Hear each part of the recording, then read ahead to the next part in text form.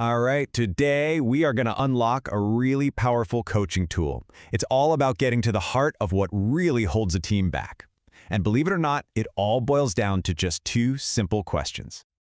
I want you to think about any team you've ever been on. Could be sports, could be at work, maybe even a school project, right? You've got the talent, you've got the goal, but something's just off. It's not clicking. So what is that something? What truly gets in the way of a team hitting its full potential? Well, the answer is usually hidden in plain sight. And here's a hint.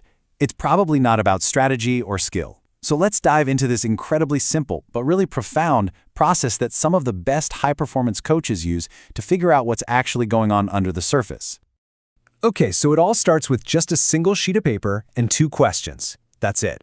The first one is for the whole team. What are the top 3 things getting in the way of our success? Now here's a key rule. Injuries are off the table. Why? Because you can't control them. The focus has to be on what the team can actually address. Then, the second question gets really personal. What's your biggest struggle that most people just don't see?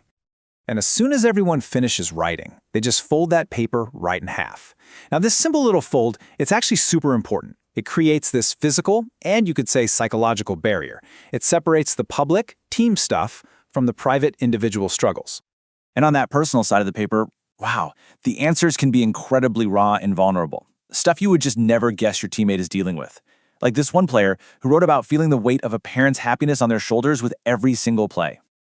Another person revealed this constant internal battle with people-pleasing. You know, that fear of letting anyone down that can be just absolutely paralyzing. I mean, just think about how that might affect someone's decision-making in a high-pressure moment. And some of these struggles are just so much heavier, extending way beyond the court or the office. This player is carrying the burden of family addiction and the fear that comes along with it. These are the invisible backpacks people bring with them every single day. Okay, so you've got all this incredibly important personal stuff, but the coach leading this, they don't dive into it right away.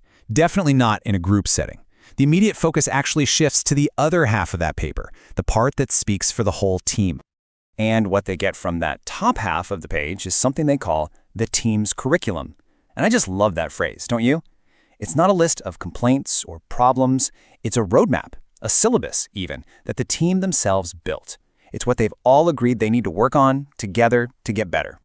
And the way they built this curriculum, it's so simple and, totally democratic. One by one, people just call out their anonymous team answers. Somebody stands at a whiteboard, making tally marks, tracking all the common themes, and pretty quickly, the issues with the most tallies, well, they rise right to the top. That becomes the priority list. Okay, so now we get to the final step, and this is where the big aha moment happens. They take each of those top obstacles and write them on their own sticky note. Then, all those notes go up on a whiteboard that's been split into just 2 columns. Super simple. And those 2 columns are labeled human side and sports side. Pretty straightforward, right? The sports side is for all the technical, tactical stuff. We need to work on our free throws or our defensive rotations are too slow. The human side, that's everything else. We're talking interpersonal dynamics, trust, communication, fear of failure, team chemistry, all that stuff. So, back to our basketball team example. After they went through this whole process, created their entire curriculum of obstacles, where do you think all those sticky notes ended up? How many do you think landed on the sports side and how many on the human side? The result is absolutely stunning. 100%. Every single obstacle the team identified, every single thing they said was a barrier to their success, went on the human side of the board. Not a single one was about the X's and O's of basketball. It was all about how they relate to each other. And get this isn't some weird fluke. This exercise has been done with all kinds of teams at every level you can imagine. We're talking 5th graders all the way up to Division I championship contenders. And the result? It's pretty much always the same. The overwhelming majority of problems, they always land on the human side. And this, right here, this gets to the absolute core of what separates a good coach from a truly great one. The best leaders, the best coaches, they are laser focused on this stuff. They just get it. They understand that you can't possibly reach peak performance on the sports side if the human side is a mess. You have to coach the person first, then the player. So that leaves us all with the really important question to chew on. Think about your team, at work, in sports, whatever it is.